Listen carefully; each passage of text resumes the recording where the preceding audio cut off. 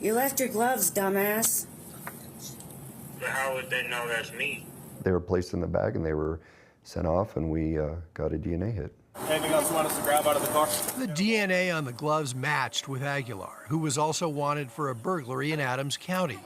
He'd later plead guilty to theft and armed robbery for this heist. Prosecutors asked the judge to give Aguilar 15 to 20 years in prison. Instead, Judge Joseph Whitfield sentenced the former football star to 1 year in county jail and 8 years probation. He served 7 months and was released September 2nd.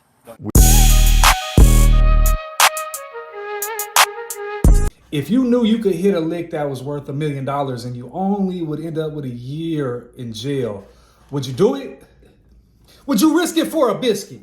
That's what I want to know. Would you? Well, a 35-year-old man from Colorado took that risk right there, and that's what he got. He got 1 year in jail and 8 years probation in a failed attempt at $1 million robbery.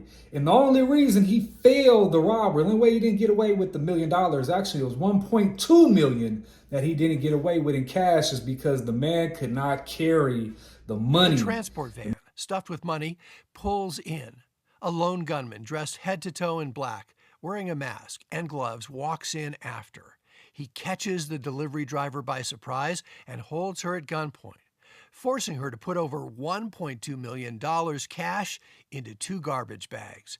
He struggles with the bags, but then runs off into the night. Man, I thought I would. Man dropped the money after 7 yards of moving out of the place that he robbed. 7 yards. He got away. He got from 7 yards away from the place that he committed that $1 million robbery at, and took off running and was caught based on the fact he left his gloves inside the bags with the money, and they got the DNA off it. You see, $1,224,785.35 in cash is a heavy lift. But you can see money back there. Yeah, look at that. Unable to carry the cash, the 6'1", 190-pound Aguilar dropped it 700 yards from the business. Does it look like there's a bunch of it in there? Oh, yeah. They're full. And the gloves he was wearing that night to protect his identity, he stashed them inside the trash bags. And in today's video, we're going to cover this case, and we're going to dive a little bit deeper into how, why, and what happened. Because now, being that this case is out of Arapahoe County, you know, a lot of people, prosecutors and people are making noise and bringing eyes to this case now, because they feel like the system failed here and this man should have got way more time. And we're going to investigate that in this video and see if that's real, because why was this case kept under wraps for as long as it was? But before we get into the case, you know how we do it on this. We're going to discuss down in the comments. Y'all tell me what y'all thinking. This just ain't my opinion. I want to know what y'all thinking. And if y'all this far in the video, come on, hit that thing one time for your boy. Hit that thumb up one time.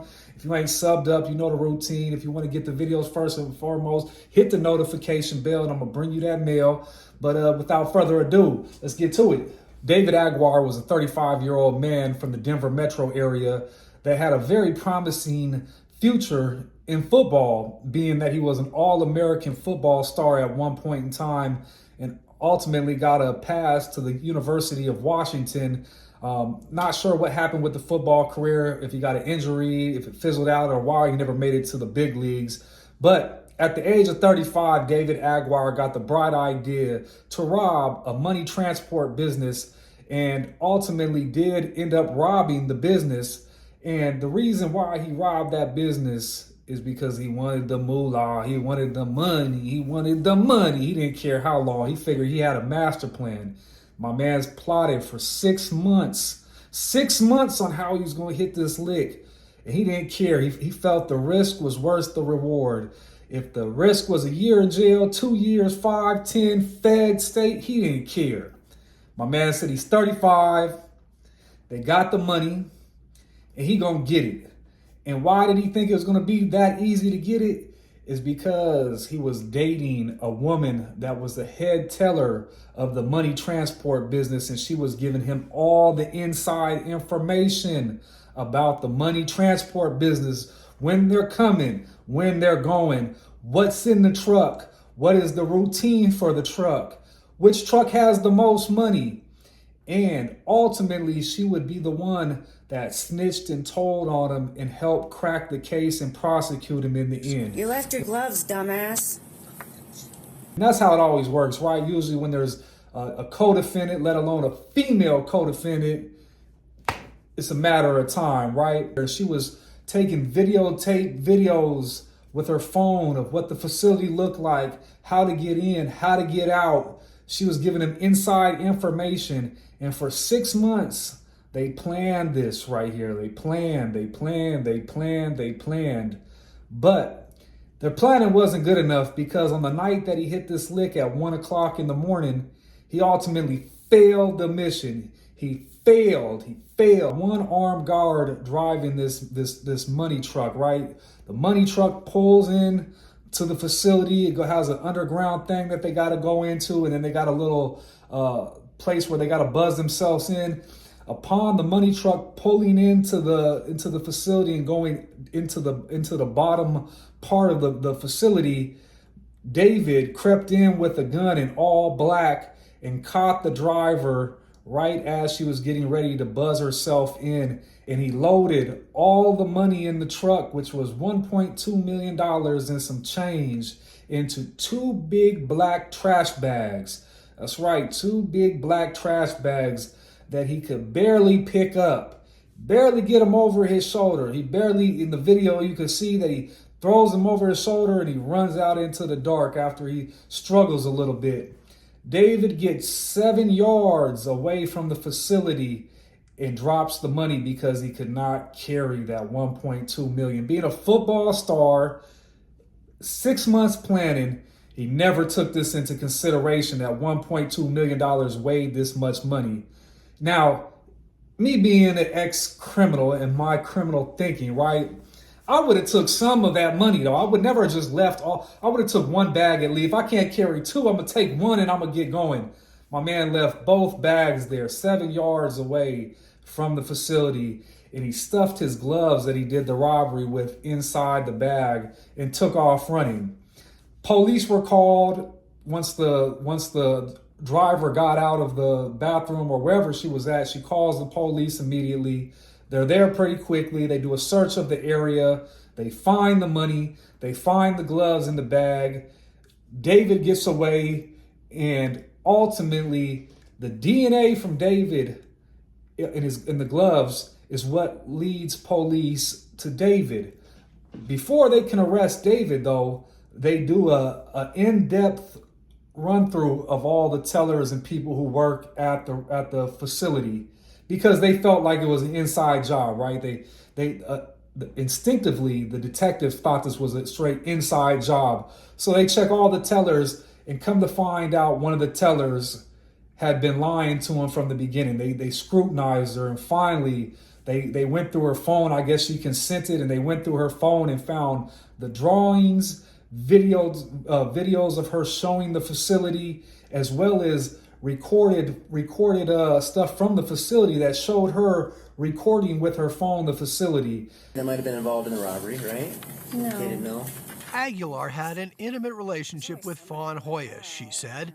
She was the transport business's lead teller, who repeatedly lied to investigators. There's intimate details about this robbery that he would have only obtained from somebody that works here, and that is you. But faced with evidence of her involvement, Hoya eventually flipped on Aguilar, allowing investigators to listen in on a phone call. They know that it's you. Don't worry about it. Just let it play out. So when they brought this evidence to her, she broke. And she actually made a phone call with the police and recorded David in a conversation about his involvement in the robbery. Now, ugly picture right here, right? Very ugly picture, right? After that phone call, police finally are able to put an arrest warrant together for David, and they find him and they arrest him. When they arrest him, he had a pending warrant already from Arapahoe County for another burglary. Don't know the specifics of that one, but they arrest him and they put him in jail. He goes through the process, he goes to court, and he takes a plea deal. He takes a plea deal from the judge for 1 year in jail with time served, as well as 8 years probation. If you know like I know, the court system sets you up for failure. They give you just enough rope to hang yourself. So they give him this slap on the wrist, right? And they say they only give him this 1 year, 8 years, because they're betting on the back end that he messes up in those 8 years and does something that gets him back in the system, which most do though. 8 years of probation is a long time, but they said they gave him the sentence because he was an ex-football player and didn't have a huge, lengthy criminal record other than the burglary. His co-defendant got a deal similar to him since she helped telling. She got I feel like she got 6 months in county and 6 years probation. She got slap on the wrist as well. But the real question comes down to it. Did he get enough time locked up, or should the state have really paid to have this man incarcerated for another 20 years when there's so many other criminals out there, right? It's causing an uproar. People in the comments, they're saying, oh, well, he should have been locked up way longer. This is a slap on the wrist for him. He's going to commit another crime, another robbery. But is he really, though? Is he really going to commit another robbery? What do y'all think down in the comments? Do you think that for the crime that he committed right there, that's really what he deserves? He deserves only 1 year and 8 years probation, because when he messes up on that probation, they're going to revoke him and they're going to put him back in there. And ultimately, he's a taxpayer's liability again. Or did they give him what he should have got, a slap on the wrist, and maybe he's learned his lesson and he's never going to commit another crime again? Y'all let me know down there in the comments. Personally, me, I think, damn, for $1 million and for 1 year, that's a sweet deal. That's a hellified good deal right there. If I knew I could rob some shit for $1 million, or had the potential of getting $1 million or 500,000, and all I would get was a year, and I was down on my luck, and I was my old me, I'd hit that lick.